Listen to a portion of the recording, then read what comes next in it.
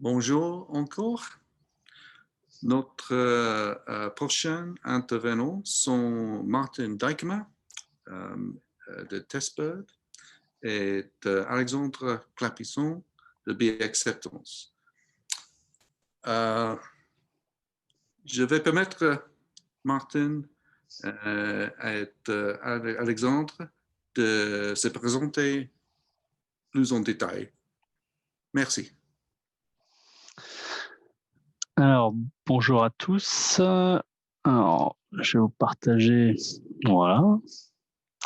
Donc, on va commencer. Je pense que tout le monde est arrivé. Alors, merci à tous d'assister à cette conférence. J'espère que vous appréciez cette édition un peu particulière jusqu'à présent. En tout cas, nous, on est très contents de pouvoir échanger grâce à l'organisation de cette version digitale. Alors, le but aujourd'hui pour nous, c'est de vous parler des 6 piliers capitaux dans une démarche QA sur notre secteur qui regroupe des acteurs bancaires, de la finance et du monde de l'assurance. Donc, vous voyez le plan aujourd'hui. On va se présenter, alors on va introduire le sujet, puis se présenter rapidement et puis rentrer dans les 6 piliers dont on avait envie de vous parler aujourd'hui. Donc, dans le secteur bancaire, financier, dans le monde des assurances, lorsqu'il s'agit de gagner des nouveaux clients, de les fidéliser, il y a un sujet qui est crucial, c'est la confiance. La confiance que les utilisateurs doivent avoir dans ce qu'on propose et leur permettre de vivre une expérience sans faille, sans complications. Et donc pour ça, ils doivent avoir foi dans les systèmes et les process qui sont, avec lesquels ils interagissent. Donc, dans ce cadre-là, le test est, quelque chose de vital, pour tester ce qui est proposé aux clients. C'est une pratique complètement intégrée aujourd'hui sur nos secteurs, dans notre domaine. Par contre, pour aller plus loin finalement, si on prend, une application lambda sur l'une de ces, entreprises ou l'un de ces secteurs que j'ai cités, en fait, l'application qui est proposée au client, ou à l'utilisateur, elle est, elle vit par elle-même, mais surtout elle vit, sur des devices. Alors, là, on peut voir des navigateurs, des modèles de devices et cetera, dans des contextes, variés. Ça peut être avec des utilisateurs variés, dans des pays variés, et puis, et c'est un point, important de la suite de notre présentation, l'application n'est que, le sommet de l'iceberg et derrière, il y a tout un écosystème qui est connecté pour permettre de rendre le service, à l'utilisateur. Donc finalement, ce qu'il faut tester, c'est pas l'application en elle-même, comme on la connaît, comme elle est visible, mais c'est bien cette chaîne, tout ce bout en bout, des contextes, des supports sur lesquels peuvent, être présentées nos applications et puis l'écosystème, derrière qui les concerne. Donc ça va être l'objet de notre présentation aujourd'hui. Dans cette vision bout en bout, sur cette chaîne, quelles sont les thématiques les plus importantes? On en a identifié 6, vous les voyez ici. Premièrement, donc c'est cet aspect des contextes multiples. Ensuite, un point, très particulier sur les paiements qui est, extrêmement, important, l'expérience utilisateur, l'intégration back-office qui, vous l'avez compris, est le bout de la chaîne, l'automatisation qui permet donc de lancer des démarches d'industrialisation et puis un aspect sur, les bêta versions, des OS sur lesquels on peut, fournir nos applications. Là, je vous ai présenté donc ces 6 sujets.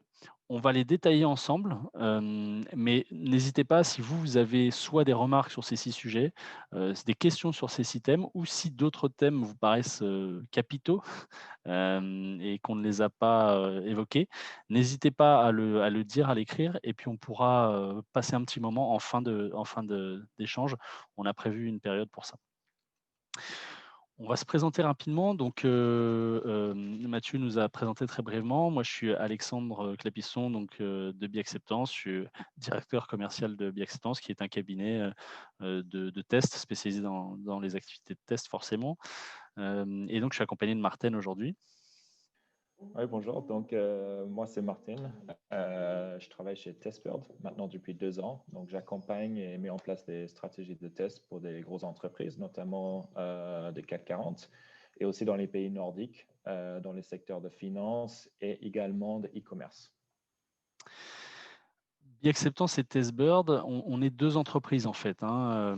Donc, Biacceptance, nous, on existe depuis 2011, on est une boîte française et nos consultants sont des consultants spécialisés dans la recette qui interviennent voilà, chez de nombreux clients. Tout le monde est certifié, on a un parc de devices pour tester les conditions réelles, on est à Paris et on a quelques expériences sur le sujet qui nous intéresse aujourd'hui. Et on a depuis un petit moment une association avec Testbird pour être capable de couvrir toute cette chaîne que j'ai commencé à vous présenter. Martin, je te laisse présenter Testbird. Merci Alexandre. Donc, également, nous aussi, on est fondé en 2011. On est une entreprise allemande à l'origine et on est installé en France depuis quelques mois, donc depuis le début d'année, où on travaille avec BID Acceptance. Et comme Alexandre a dit, donc nous, on est deux entreprises séparées. Donc, Alexandre avec les tests d'automation et manuel, et nous avec les tests de full, ce qui permet de donner accès à plus de 950 000 appareils réels dans le monde. Et voici quelques clients également donc, qui nous font confiance dans les deux.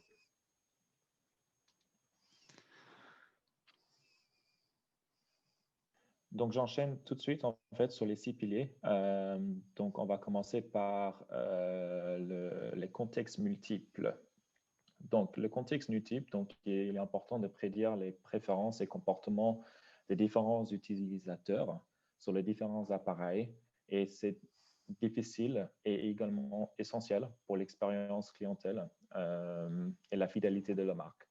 Donc, on a identifié trois enjeux majeurs qui est compliqué pour les entreprises, notamment dans le secteur de finance. Une pour la fragmentation des appareils, des OS. Il y a un grand nombre d'appareils de marques différents. Le paiement, il y a des méthodes de paiement variées, notamment avec le contactless hardware et également dans les contextes variés, donc c'est-à-dire pays, situations différentes, en ligne, hors ligne, etc. Donc moi, par exemple, qui vis en Europe et voyage de temps en temps dans les pays lointains, il est essentiel que j'ai confiance dans l'application de paiement qui va remplacer ma carte physique. Puis, imaginons, je suis par exemple sur la plage aux Bahamas. À un moment, je vais utiliser mon application pour payer quelque chose. Je n'ai pas accès à Internet. Est-ce que la fonctionnalité de paiement fonctionne-t-il toujours?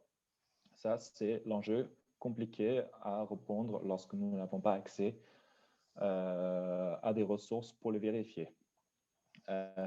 Donc, nous travaillons notamment avec une entreprise qui fabrique une application bancaire pour les banques dans le monde entier. C'est le cas concret.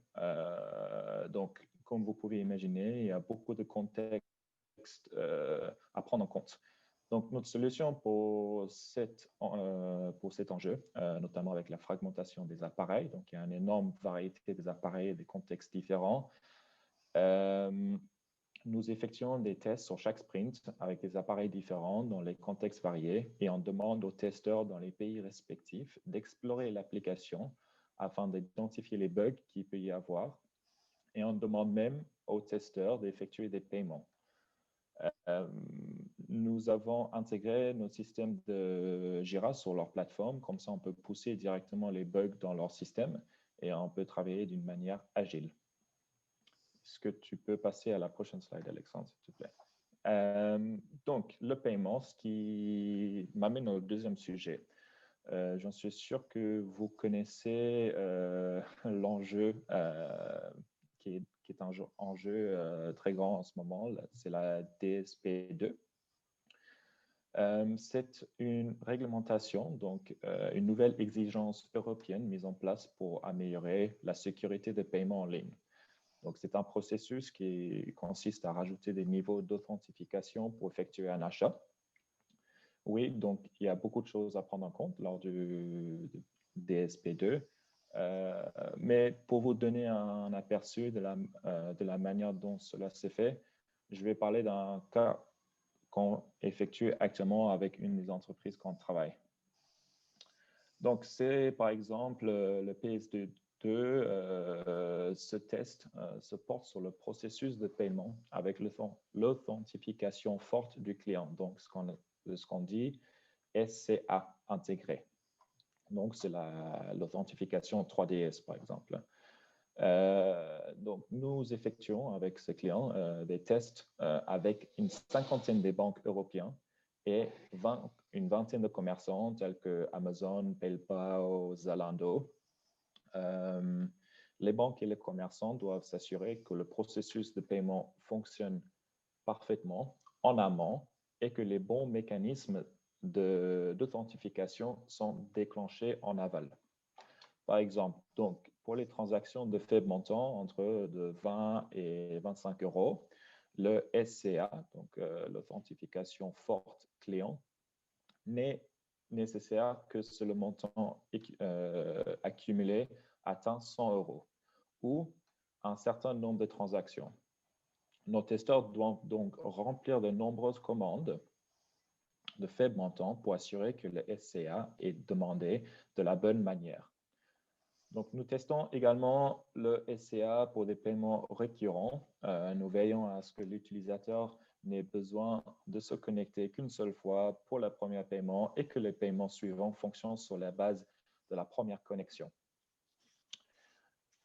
Cela, je finis avec les paiements biométriques.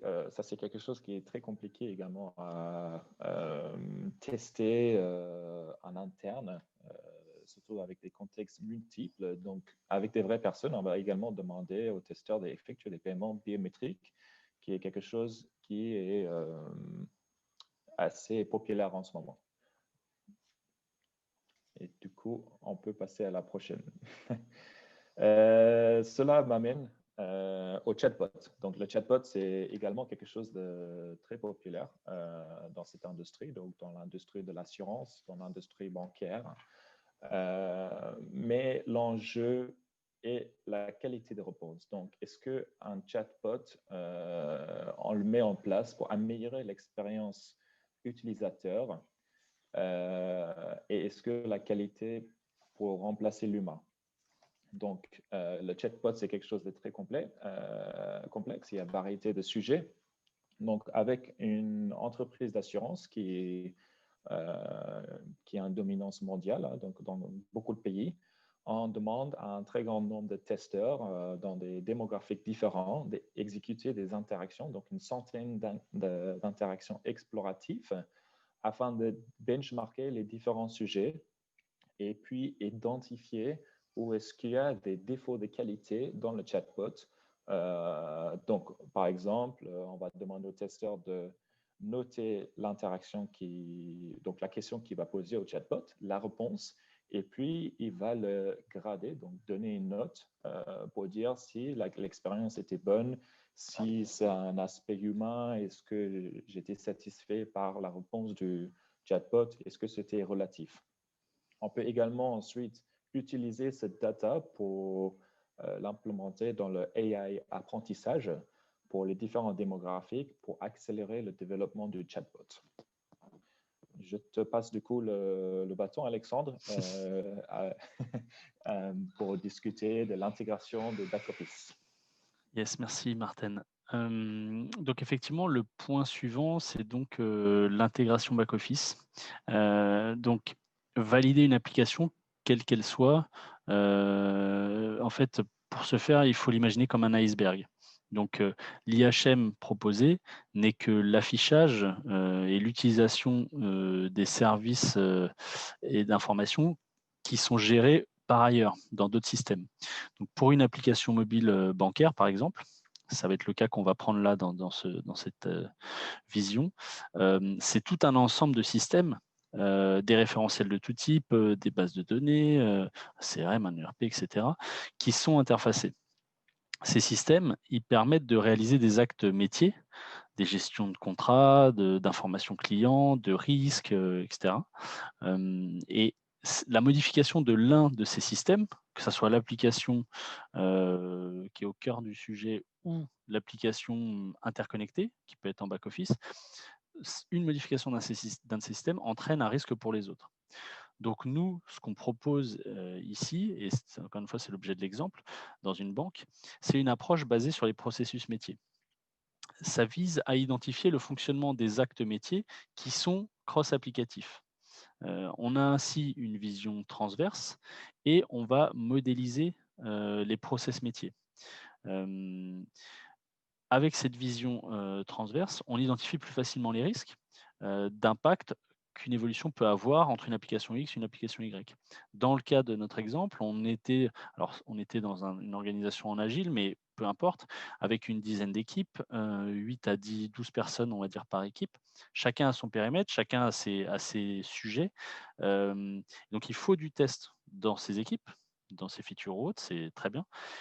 Et il faut apporter cette validation transverse sur la base des process qui sont, eux, transverses généralement à ces équipes. Donc, ce travail-là, c'est ça qui garantit le fonctionnement d'ensemble finalement. Et c'est quelque chose qu'on identifie comme manquant de temps en temps. Donc, vous pouvez avoir la meilleure application du monde parce qu'il y a une équipe qui s'occupe d'une application, mais si elle ne présente pas les bonnes données ou le service ne fonctionne pas bien, finalement, on va vous dire l'application est nulle. Alors que c'est pas le problème n'est pas dans l'application, le problème est dans le lien avec les autres systèmes. Donc, c'est notre conseil ici, c'est de sortir de cette vision réduite de l'application en standalone pour aller vers une vision du service global totalement délivré. Sujet suivant, là, on touche plus à donc de l'industrialisation des tests. Ça peut concerner une IHM ou des web services. Ça peut être, c'est généralement dans un contexte où on a des releases régulières, où on a une charge de test manuelle qui peut être lourde ou qu'on n'a pas le temps de mener correctement. Et on est dans un contexte où les bugs qui passent en production occasionnent soit un coût, soit une perte directe en termes de business, soit un problème aussi pour l'image de marque qu'on peut avoir vis-à-vis de ses utilisateurs ou ses clients. Dans certains cas, il faut donc sécuriser l'automatisation. Et nous, dans ces approches-là, on a plutôt une vision basée sur le ROI. Le but de la démarche, c'est de rentabiliser l'approche. Quel est l'intérêt de remplacer le test manuel par du test auto? C'est gagner du temps ou gagner de l'argent. Si on part dessus, sur cette approche d'industrialisation, on va couvrir les parcours critiques. Donc, je prends un exemple alors même 2 exemples en fait chez des acteurs qui peuvent être un peu différents. Un par exemple, dans l'assurance pour la gestion de contrats d'assurance et puis un autre, dans la finance pour de la gestion de titres, par exemple. On est sur des applications qui sont, utilisées en interne par les équipes internes. Donc on n'est pas sur un risque en termes d'image vis-à-vis d'un client potentiel. Par contre, on est sur l'outil principal des activités au quotidien, dans la gestion de ces différentes activités. On est sur des outils lourds, qui ont des milliers d'objets, des contrats, des échanges de titres, des choses comme ça, et des dizaines de fonctionnalités, beaucoup d'écrans, donc des outils très complets, très riches, qui sont le cœur de l'activité. Donc ces outils lourds qui peuvent évoluer régulièrement, bah, ça occasionne une charge de test, lourde, qui est parfois juste même pas couverte. Et là, c'est intéressant de sécuriser les aspects critiques, parce qu'on permet d'assurer le métier. Voilà, l'application qui est plus disponible pendant une journée, ça peut être des dizaines de personnes qui bossent pas. Et puis on peut potentiellement aussi améliorer le time to market puisque si on a un automate en place, on peut l'utiliser la nuit, on peut l'utiliser le week-end sur du temps non humain et donc améliorer le rythme d'évolution des solutions et donc finalement améliorer potentiellement son activité. Et des démarches comme ça, de l'automatisation sur des périmètres critiques, sur des applications comme je viens de citer, c'est des choses qui mettent 3-4 mois à mettre en place. Donc c'est assez court et ça permet de se sécuriser sur son activité principale. Le dernier point, alors jusqu'à présent, on était sur des sujets, où il fallait tester en fonction des usages, en fonction des contextes, en fonction des applications. Et là, finalement, c'est un peu la suite, c'est le dernier point, l'anticipation des futurs contextes. Aujourd'hui, depuis longtemps d'ailleurs, les OS évoluent très rapidement. L'application ou le service qui est proposé, doit être en mesure de fonctionner immédiatement. Il n'est pas entendable de se dire qu'un service ne fonctionne plus parce que je viens de mettre à jour mon OS, parce qu'il vient de changer de version. Encore moins sur un sujet critique comme celui qu'on veut prendre, dans cet exemple, de la carte bancaire. Donc là, c'est une entreprise qui met en place une technologie pour digitaliser la carte bancaire. Dans cet exemple, si, j'ai mon sur iOS, par exemple, ma carte sur mon wallet, si j'ai une nouvelle version d'iOS, il faut que ma carte fonctionne. Ça paraît évident, et c'est pas entendable de la part de l'utilisateur final que ça ne fonctionne pas. Donc dans ces cas-là, ben, c'est de l'anticipation, c'est pas magique. On obtient en fait les bêta versions, auprès d'un Apple ou autre et on va tester en amont le service pour le coup sur, un environnement très large. On prend des dizaines de combinatoires, 20, 30, peut-être 40, sur, des types de devices, la nouvelle version d'OS, et selon les évolutions quoi et on va tester en permanence en amont pour être sûr que le service qui fonctionnait initialement fonctionnera toujours. Pour autant, notre service il n'a pas bougé, notre application n'a pas bougé ou autre, mais, le contexte fait qu'il faut retester.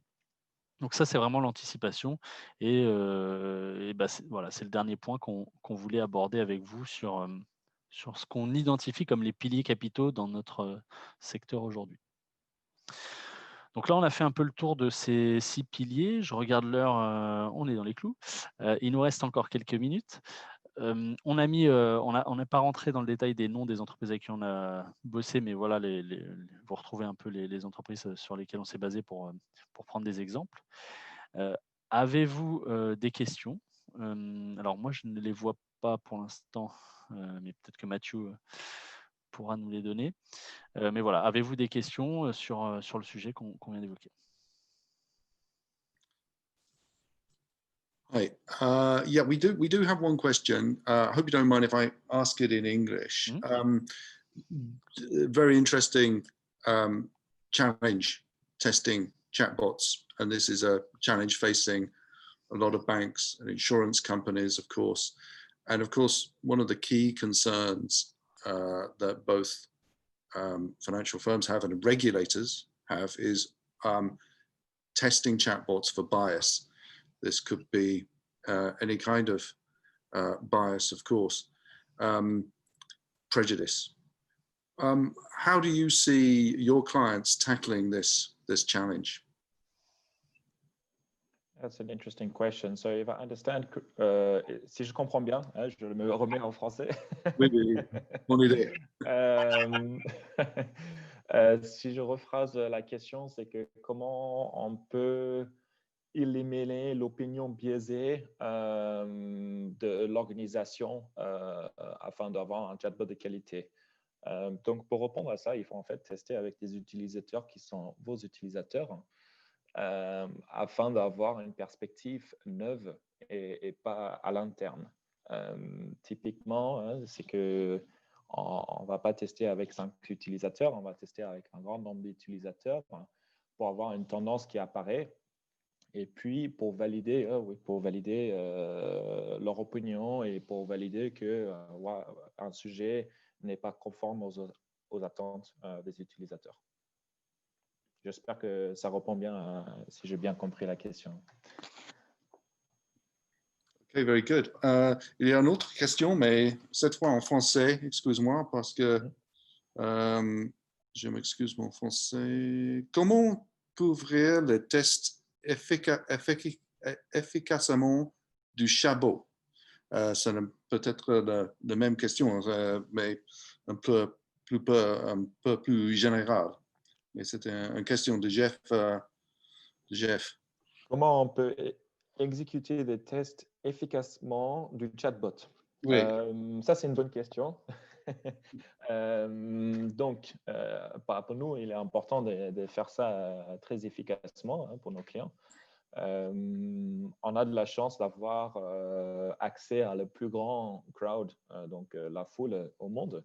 Donc, on a accès à 420 000 personnes qui sont localisées dans le monde entier, ce qui fait qu'on va exécuter, par exemple, un test avec un chatbot avec une cinquantaine de personnes. On va trouver les personnes immédiatement, on lance une invitation, on crée le script. Comme j'ai indiqué au début dans la présentation, que le script, il faut qu'il soit exploratif afin de éliminer aussi l'opinion biaisée et pour laisser l'imagination explorer l'application.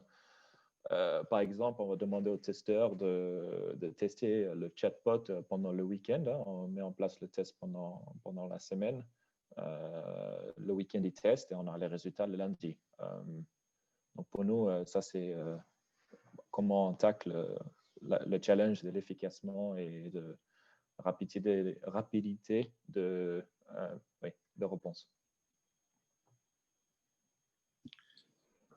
Ok, bon.